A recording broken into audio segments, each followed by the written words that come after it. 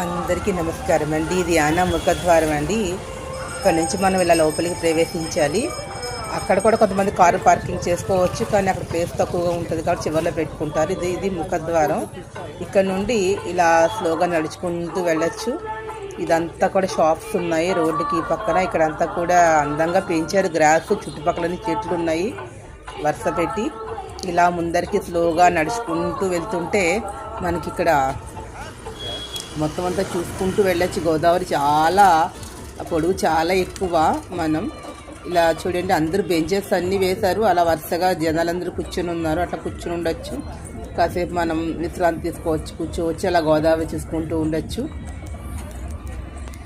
ఇలా స్లోగా నడుచుకుంటూ వెళ్తుంటే ఇలా నెమ్మదిగా నడుచుకుని వెళ్ళచ్చు. అలాగా మనం స్లో వాక్.